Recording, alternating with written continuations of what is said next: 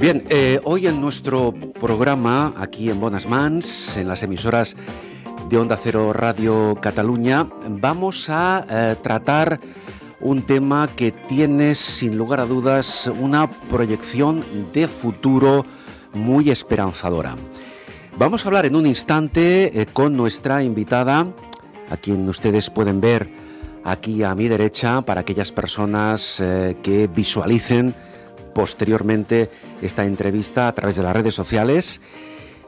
Y el tema gira en torno al cáncer. Es muy importante esa batalla, esa lucha constante a diferentes niveles, diferentes disciplinas, para intentar vencer a esta auténtica plaga del siglo XX y del siglo XXI, que es el cáncer. A nuestra invitada, Laura Soucek, le ha costado la friolera de aproximadamente unos 20 años, porque aquí no se detiene la investigación, va a continuar seguramente, Laura luego nos lo explica, pero bueno, 20 años de trabajo especializado como bióloga y como investigadora para encontrar un fármaco que ahora está a nivel en fase de experimentación todavía, pero ya con resultados positivos, un fármaco que es capaz de inactivar una proteína llamada MIC en el núcleo de determinadas células cancerosas y que pronto cumplirá el requisito necesario, imprescindible, para que después de esa fase previa de investigación en ratones de laboratorio pueda aplicarse ya en personas y pueda abrir esa puerta a la esperanza que puede suponer la cura, en definitiva, de determinados tumores cancerígenos. Hablamos pues en un instante, como les digo, con nuestra invitada, con Laura Soucek, que es bióloga, que es profesora del ICREA, es decir, del Instituto Catalán de Investigación y Estudios Avanzados del Vall d'Hebron, Instituto de Oncología.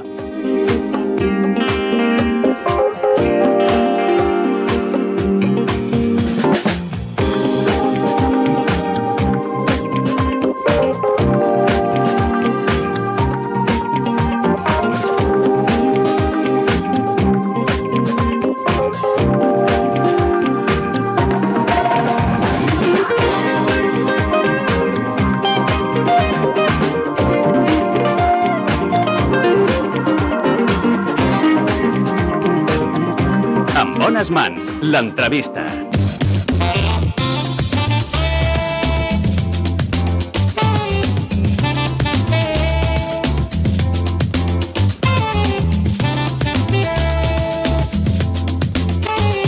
Laura Soucek, bienvenida y muy buenos días. Buenos días. Gracias por dedicarnos unos minutos del tiempo en el que seguramente Laura tendría que estar en el laboratorio, ¿verdad? Ya. ¿Verdad que sí? Pero bueno, es importante, Laura, que los investigadores, como es tu caso, que estáis, como he dicho antes, pues prácticamente media vida o más encerrados, entre comillas, en las cuatro paredes del laboratorio, también os abráis un poco al mundo, ¿verdad? Absolutamente, y nos encanta comunicar buenas noticias. Exactamente, y que se os conozca un poco más, porque normalmente se conoce este tipo de investigación cuando ya está en la fase última, cuando ya trasciende, cuando ya tenemos incluso el fármaco disponible, pero no en fases previas, como es el caso que ahora nos ocupa, porque en general, hay excepciones, ¿no? Pero ¿por qué razón en general los investigadores sois, yo no sé si es que sois tan reacios a aparecer en medios de comunicación o es que no hay muchos medios que os llamen? Ambas cosas, yo Ambas creo. cosas, ¿verdad? Claramente los investigadores son muy cautelosos, ¿no? Tienen miedo de hablar de sus resultados en laboratorio hasta estar seguros que estos resultados pueden impactar la práctica clínica. Entonces, por parte de los investigadores hay este cuidado. Y por parte de los medios, muchas veces el diálogo con los investigadores no es fácil. Es complicado. Es complicado. Y por otra parte, yo añado, quizá no haya muchos medios especializados a quienes les interese este tema. Estoy de acuerdo, ¿verdad? sí, absolutamente. Lo digo sin ánimo de crítica a nadie. No. Laura, yo he hablado de la proteína MIC o MIC, no sé cómo la llamáis vosotros. MIC. ¿Por qué es tan importante esta proteína? Puede ser un punto de partida, ¿verdad? Sí, MIC es una proteína extraordinaria. La conocemos desde hace 40 años probablemente y se sabe, y se sabía cuando yo empecé a estudiarla, que tiene un papel fundamental en el cáncer. Está compartida por todos tipos de cáncer. Y permite al cáncer de dividirse, las células del cáncer de dividirse, de invadir los tejidos alrededor. Es el origen de cualquier tipo de cáncer, la división celular.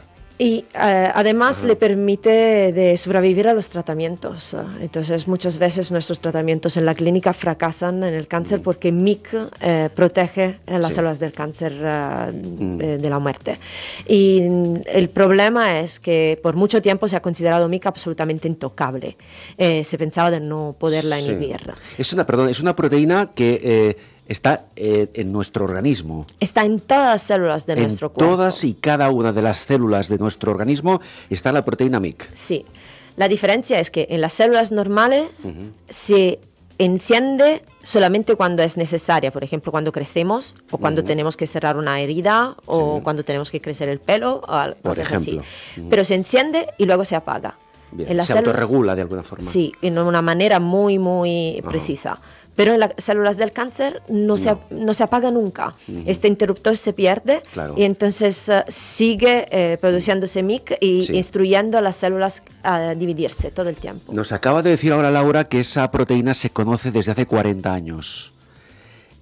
Claro, el conocimiento de la funcionalidad, el conocimiento de cómo actúa esta proteína, ¿ha tardado 40 años en saberse, en conocerse más a fondo? Se sabía que tenía algo relacionado con el cáncer. Durante estos 40 años se ha descubierto más sobre su función y la importancia que tenía en el cáncer. Pero siempre como mencionaba antes, se ha considerado una proteína intocable con la que no se podía jugar o atacar. Pero el concepto es importante. Intocable por digámoslo así de manera coloquial, por respeto, por desconocimiento, por no saber cómo reaccionaría esa proteína si intentamos, entre comillas, manipularla. Es una combinación de problemas técnicos. El MIC está escondida en el núcleo de la célula, que es el punto más profundo de la célula, donde la mayoría de los fármacos no llegan. Primer problema.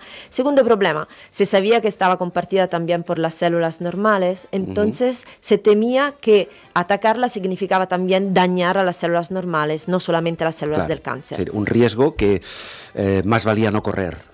Bueno, ahora sabemos que valía la pena correrlo, pero sí. Hablo de hace 40 años, de hace 30 años, claro. Sí. Muy bien. Antes me comentaba Laura que como investigadora, porque Laura Soucek nació en Italia, te formaste allí, una parte importante de tu carrera profesional como investigadora se desarrolló en Italia y luego a raíz de una beca te fuiste a Estados Unidos para un año, pero te quedaste 10. Sí, yo busqué siempre el sitio donde me permitían de trabajar en la manera mejor, con las mejores herramientas. Entonces, en Italia un poco se habían agotado mis recursos y decidí de irme a Estados Unidos. Llegas a Estados Unidos para un año y te quedas 10. ¿Por qué? ¿Qué es lo que ocurrió? Muchas veces. Me di cuenta que había una manera de trabajar diferente, con muchos más medios, claramente, y en ese caso decidí que era el sitio mejor para quedarme y para llevar este proyecto, porque mi proyecto empezó cuando yo era un estudiante. Ya empezó en Italia, Sí, cuando en eras Italia, estudiante. Sí, y me fui a Estados Unidos para seguir y luego elegí España para acabar con este proyecto y llevarlo a la clínica. Estás 10 años en Estados Unidos con grandes medios, ¿no? Porque Estados Unidos sigue siendo el eje central de la investigación a nivel mundial, ¿no? ¿Es así? Sí, por muchas cosas sí, es una por diferencia. recursos, Sí. sobre todo, entiendo, ¿no? Porque claro, investigaciones como la tuya y como otras requieren, además de tiempo, mucha inversión, Sí. ¿verdad? Todo el tiempo. La investigación es cara y especialmente investigación de alto riesgo como esta, donde todo el mundo me decía que las cosas no se podían hacer, teníamos que hacer experimentos por la primera vez, establecer los conceptos.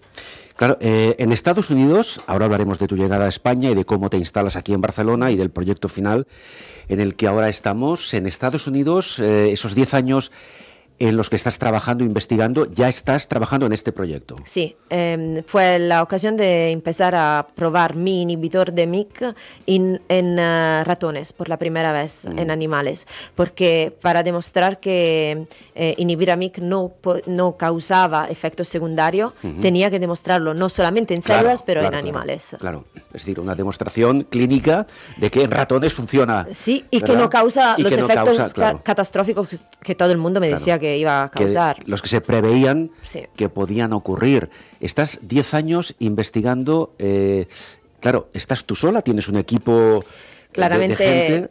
todos estos trabajos se consiguen en equipo.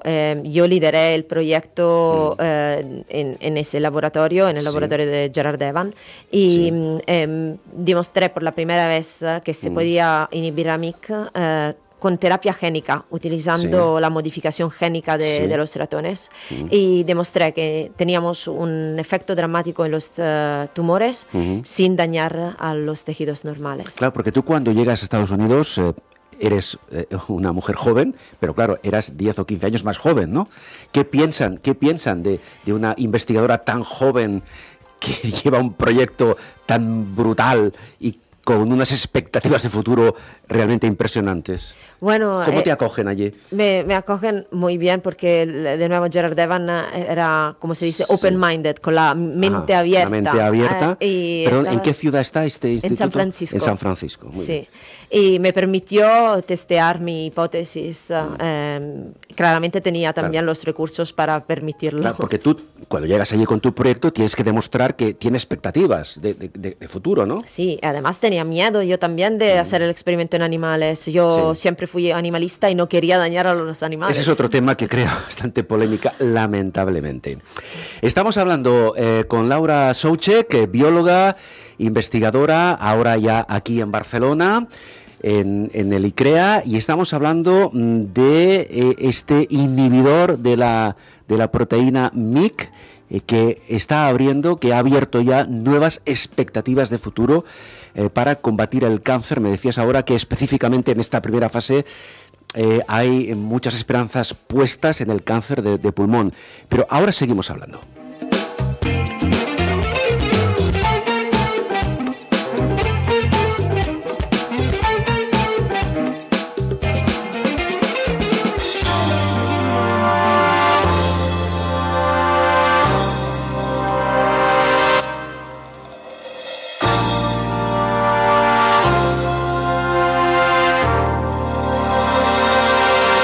Amb bones mans, amb Carles Aguilar.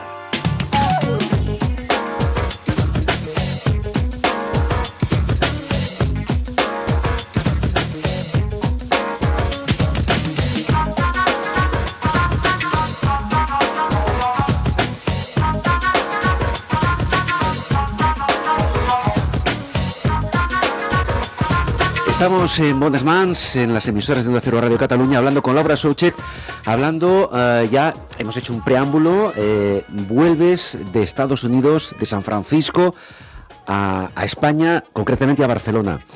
¿Por qué vuelves? ¿Por qué te desplazas a Barcelona? Porque tu trayectoria era Italia, San Francisco y ahora Barcelona. Quería volver a Italia, a Europa, porque quería estar un poco más cerca de mi familia. Pero quería también elegir un sitio donde podía seguir con mi proyecto y llegar finalmente a la clínica. Y además aquí en Barcelona, en el Hospital Vall d'Hebron, se me ofrecía la oportunidad de utilizar por la primera vez mi inhibidor, no solamente en tumores de ratón, pero en tumores humanos.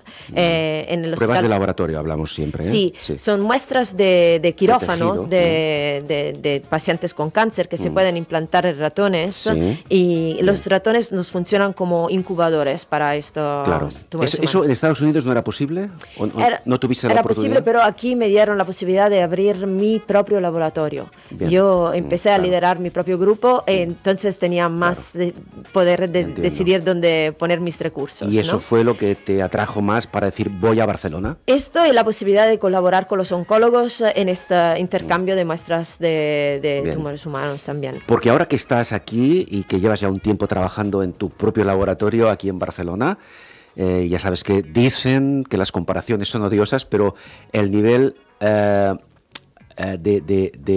de avances oncológicos y de investigación, sobre todo aquí, por ejemplo, en Vall d'Hebron, si lo comparas con el que tú tenías en Estados Unidos, ¿a qué nivel estamos? Como calidad estamos absolutamente comparables, si no en algunos casos mejores, pero en términos de recursos claramente tenemos que adaptarnos un poco. Todavía falta un poco para poder trabajar con una igualdad de recursos. Sobre todo a nivel de tecnología, supongo, ¿no? A nivel de avances tecnológicos y ¿qué es lo que más cuesta a nivel económico, me refiero, simplemente encontrar sueldos para el personal de mi laboratorio. Eso es muy difícil. Claro, porque en este momento aquí en Barcelona, ¿cuántas personas, cuántos investigadores forman tu equipo? Somos 15 entre el laboratorio y la empresa que hemos creado del laboratorio. 15 investigadores full time. Sí, full time. A tiempo completo. Sí. Muy bien. Entonces, llegas a Barcelona. ¿Cuándo llegaste a Barcelona, Licrea? ¿Cuánto hace? ¿Cuánto tiempo hace? A Barcelona llegué en 2011. Y me contrataron como profesora de Licrea en 2014. Bien, tú además de investigadora, ejerces como profesora. Sí. Tú investigas y ejerces como profesora. Sí. Profesora a unos futuros investigadores que se están formando. ¿En qué También, sentido? ICREA es un centro de excelencia académico que te permite de dedicar la mayoría de tu tiempo a la investigación sin tener que enseñar. Pero yo también enseño a la Universidad Autónoma de Barcelona y a la Universidad de Barcelona. ¿Y eres igual de buena como profesora que como investigadora? ¿Qué te dicen tus alumnos? Bueno, ¿Eres muy estricta? No, absolutamente. ¿Eres muy exigente? Lo que intento siempre es comunicar a ellos el mismo entusiasmo que tengo por la investigación. Porque tú eres investigadora vocacional. Supongo ya que desde pequeñita, cuando te preguntan, ¿tú qué quieres ser? Yo quiero estar en un laboratorio, ¿no? A mí nunca me pasó la fase del por qué, ¿sabes? Que los niños tienen esa fase, a mí nunca me pasó esa fase, no se acabó en ese sentido. Vamos a ver, Laura, llegas a Barcelona hace unos años, ya con tu proyecto, ¿en qué nivel estaba tu proyecto cuando llegaste a Barcelona? Entonces, teníamos una prueba en ratones que podíamos inhibir a MYC y causar la regresión del cáncer sin causar efectos secundarios, pero lo teníamos como terapia génica, modificábamos genéticamente a los ratones, algo que no se puede hacer en pacientes. Claro. Además me habían dicho esto, que los tumores en ratones eran demasiado sencillos y no se podían comparar a los tumores humanos. No se puede modificar genéticamente a un ser humano porque la legislación lo prohíbe. Sí, también no tenemos todavía las herramientas precisas. Eso por una parte, hacerlo, y luego no está permitido todavía. No sé si algún día llegará. Yo creo que llegará, pero sería otro tema. Sí. Entonces, ¿el siguiente paso cuál es? Primero, de demostrar que mi mismo abordaje funcionaba también en tumores humanos, y esto lo conseguí con las muestras de pacientes que me llegaron del hospital. ¿Lo conseguiste a poco tiempo de llegar a Barcelona? Sí, eso, claro, casi inmediatamente el primer año, el segundo año, sí. Y luego el paso siguiente era cómo transformar una terapia génica en un fármaco para los pacientes. Claro. Y el inhibidor que nosotros habíamos creado, me habían dicho que era una molécula demasiado gorda para ser utilizada como fármaco, de verdad, demasiado grande para para poder entrar dentro de las células. Claro. Pero se equivocaban una vez más, como me habían dicho antes que no se podía inhibir a mí, que se equivocaban diciendo que esta molécula no iba a penetrar en las células. Estamos, perdón, para que los oyentes, claro, estamos hablando de temas científicos que a veces son difíciles de entender.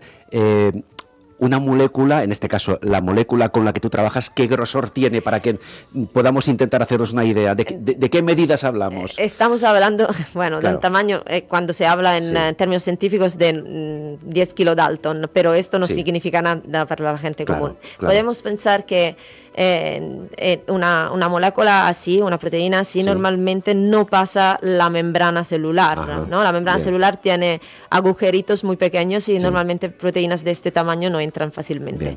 Además, nosotros teníamos que pasar dos membranas, dos obstáculos, la membrana celular y la membrana nuclear, porque te había dicho... Dos barreras... Nuestra diana está dentro del núcleo. Dentro del núcleo, por tanto, claro, la molécula tenía que ser infinitamente pequeña para poder traspasar esas dos barreras. Exactamente. ¿Y qué pasó con esa molécula? Que, bueno, yo contraté a una chica con un talento enorme que se llama María Bolio, que ahora es mi compañera de trabajo y trabaja en este proyecto también, que empezó a producir Omomic, que es el inhibidor que yo había diseñado en Italia. Se llama Omomic. Omomic. Empezó a producirlo como mini proteína. Nosotros llamamos estas mini proteínas péptidos. Péptidos, muy péptidos. bien. Sí. Y esta mini proteína, a pesar de todo lo que decía la gente, a pesar de su tamaño, sabe penetrar en la célula. Penetra al núcleo celular. Y penetrar al núcleo celular, donde encuentra MIC a su diana y la inactiva. Bien. Te puedo explicar. Que fue mucho más sencillo de lo que parecía. Entre comillas. Sí, te puedo explicar un poco cómo funciona. Vamos a intentar visualizarlo. MIC, que es esta proteína que nosotros queríamos inhibir, no funciona sola. Para funcionar, tiene que formar pareja con otra proteína que se llama MAX. Solamente cuando está en esta pareja, funciona. MIC y MAX, ¿eh? Parece una serie de dibujos animados, ¿eh? MIC y MAX. Exactamente. No tan divertida, pero sí. Mucho, evidentemente, ¿no? Nosotros lo que hicimos fue de crear una copia similar a MAX. Entonces, engañar a MIC y darle una pareja alternativa, Omomic. Omomic puede reemplazar a Max dentro de esta pareja, engañar a Mick, y Mick, una vez que está con Omomic, no puede funcionar más. Claro. Directamente, como tú has dicho, habéis sustituido la pareja por otra proteína que ha engañado a Mick. Sí, exactamente, un inhibidor. Y con esto se ha resuelto esta primera fase del problema. Sí, porque a ese punto la célula del cáncer sin MIC no sabe proliferar, no sabe captar nutrientes, entonces se muere de hambre esencialmente. Y además algo extraordinario que hemos visto y que acabamos de publicar. Sabéis que las células del cáncer son invisibles a nuestro sistema inmunitario. Nuestro sistema inmunitario no las puede ver normalmente. Se esconden como con una capa de invisibilidad. Nosotros le quitamos esta capa. Sin MIC, la capa de invisibilidad desaparece. El sistema inmunitario ataca las células del cáncer. Puede atacarlas porque las ve, porque las identifica. Esto hasta ahora no se había conseguido tampoco. No, de nuevo, MIC no se había inhibido nunca. Pues nosotros fuimos los primeros. Bien. Y esto nos da muchísima ilusión porque MIC está compartido por todos tipos de cáncer. Claro, entonces en la fase actual, Omomic, el inhibidor de MIC, parece ser que está orientado en principio al cáncer de pulmón. Nosotros hemos hecho los primeros experimentos en ratones, y quiero recordarlo esto, en ratones, solamente con cáncer de pulmón. Luego, en el laboratorio, ahora hemos validado el mismo abordaje con otros tipos de cáncer, porque MIC tiene el mismo papel en todos. Entonces, potencialmente, este mismo abordaje se podrá aplicar a muchos. En la fase de experimentación en laboratorio con ratones, en cuanto al cáncer de pulmón, la actuación de este inhibidor se ha comprobado que es efectiva, que cura el cáncer de pulmón en ratones, insisto, porque la segunda fase ya vendrá. Exacto. ¿Eso es así? Sí, se puede administrar esta proteína en dos maneras, o por vía intranasal, que llega al pulmón como con un spray para alergia. Por inhalación. Sí, exactamente. O por vía intravenosa. Claramente nosotros sabemos que el cáncer de pulmón muchas veces se vuelve metastásico. Sí. Entonces la vía intravenosa nos permite no solamente de llegar al pulmón, pero también a las metástasis. Entonces esta será la vía preferida, favorita para los ensayos clínicos. ¿Y ahora mismo estáis haciendo ya pruebas con otro tipo de tumores, que no sea cáncer de pulmón? ¿Cualquier otro tipo de cáncer sería susceptible de trabajarse con este inhibidor? Todo este trabajo sigue en el laboratorio en todos los otros tipos de tumores, porque queremos demostrar que esto es posible en otros tipos de tumores también. La siguiente fase será, que no sé si estamos todavía muy lejos o no, de probarlo en seres humanos, en personas. Es el objetivo, claramente. ¿Cómo tenéis este proyecto ahora? Ahora estamos en la producción industrial del péptido, del fármaco. Y si todo va bien, podremos empezar a tratar los primeros pacientes en el hospital en 2020, el año que viene. Está a la vuelta de la esquina. Por fin, después de 20 años, sí. Porque para que este fármaco, claro, todo este proceso de laboratorio, como acabamos de comentar, se va a transformar en un fármaco de prescripción, para entendernos. Todo el proceso de permisos, de autorizaciones, esto debe ser complicadísimo. Hablamos de un fármaco que podrá curar el cáncer. Bueno, esto tenemos que demostrarlo, ¿no? Claro. Esto se hace con los que se llaman ensayos clínicos. Sí.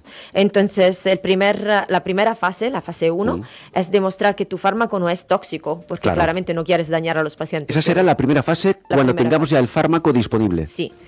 Luego habrá una fase 2, que es la de eficacia, donde en un número de 50, 70 pacientes tendremos que demostrar la eficacia. Si esa funciona, a ese punto se hace una fase 3, que es mundial, en muchos más centros, que puede involucrar hasta millares de pacientes. Y en el caso que el fármaco demostrase eficacia ahí, se volvería en un nuevo fármaco, en un nuevo protocolo de tratamiento para los pacientes. Entonces hay 3 fases de ensayos clínicos antes de llegar al mercado. Bien, ¿y todo esto en el margen de un año y poco más? No, los ensayos clínicos duran varios años, duran al menos 3 años. Claro, entonces para que todo el mundo lo tenga muy claro, lo que tendremos en 2020 será el ensayo clínico. La primera fase de ese proceso, que luego puede alargarse 3-4 años más aproximadamente. Sí, dependiendo de cuánta eficacia tenga el fármaco, se puede acelerar un poco. Bien, y si todo concluye correctamente, tal y como se espera, en un margen de 3-4 años, ya sería aplicable a enfermos de cáncer en función de los resultados obtenidos, ¿verdad? Absolutamente sí.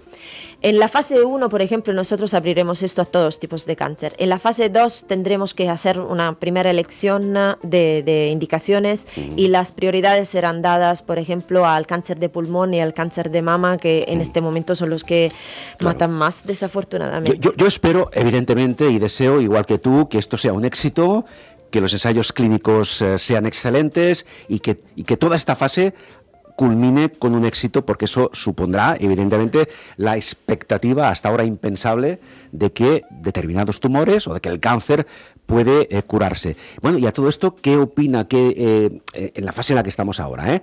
¿Qué opina el colectivo de investigadores a nivel mundial? ¿Qué te han dicho? ¿Qué os han comentado? Estamos todos ilusionados, al mismo tiempo tenemos que tener cuidado porque hay diferencia entre ratones y humanos, está clarísimo, y muchísimos fármacos han fracasado una vez que han llegado al ensayo clínico o no han tenido la misma eficacia que tenían en ratones. Y todo eso no se sabrá si no se hacen ensayos clínicos previos. Por tanto, estamos esperanzados, pero tampoco podemos asegurar al 100% que ya tenemos la solución definitiva. A la primera, no. Pero la cosa que sabemos es que por fin se puede atacar a MYC y esto podría darnos la posibilidad de tratar cáncer de todos tipos, una cosa que en este momento no tenemos. Pues realmente es impresionante lo que nos está contando Laura. Sí, nos hace ilusión. Hace poco tiempo era impensable tener la posibilidad real de que en poco tiempo pueda curarse el cáncer. Concluimos, porque vamos a hacer un seguimiento de todos los progresos que se vaya haciendo desde el ICREA en las fases que nos acabas de comentar. Vamos al aspecto más humano. Un día tuyo cualquiera en el ICREA, ¿cómo es? Bueno, tendrás tiempo para otras cosas. Hay días buenos y días malos, ¿no? Claro. Hay éxitos y fracasos en un laboratorio todo el tiempo, entonces no hay un día clásico nunca. Por ejemplo, ¿tú a qué hora llegas al ICREA? Al BIO, al Instituto Oncológico. Al instituto, sí. Yo llego más o menos a las 9:30. De la mañana. De la mañana. ¿Y a qué hora te vas? No lo sé. No hay hora, no hay horario. No. O sea, tú estás en casa y estás pensando en la fórmula que vas a aplicar. Eso, yo no trabajo solamente en el laboratorio. Tomando tus apuntes, pensando en la siguiente prueba, cómo has de variar el protocolo. Sí. Bueno, no existen fines de semana, no se sabe. ¿Y esto no llega a saturarte? Un poquito, mentalmente digo, ¿eh? A veces claramente me canso, pero tengo siempre la ilusión que lo que estamos haciendo se tiene que hacer y rápidamente. Claro, porque tú eres consciente de la importancia y de la trascendencia que puede tener. Y tengo un equipo fantástico en este sentido. Todos tienen la misma motivación. Todo. Pues Laura Soucek, muchísimas gracias. No sé si quieres añadir algo más. No, simplemente espero de poder mantener la promesa de estos resultados de ratones. Bueno, yo te invito a que a partir de ahora, espero que sea más pronto que tarde, pero de aquí a 3 meses, 6 meses, 8 meses, cuando tú creas que tienes una noticia positiva que dar, que tú hayas contrastado en laboratorio, que puedes comentarlo, pues me lo digas. Con y automáticamente placer, vienes aquí sí. y lo comentamos y lo hablamos. Buenas noticias. ¿Te parece bien? Claramente, ojalá. Espero que podamos compartir buenas noticias a partir de ahora. Muchísimas gracias, Laura. Gracias. Laura Soucek, que hoy nos ha acompañado, es bióloga, profesora del ICREA, del Instituto Catalán de Investigación y Estudios Avanzados del Vall d'Hebron, Instituto de Oncología, aquí en Barcelona. Gracias, Laura.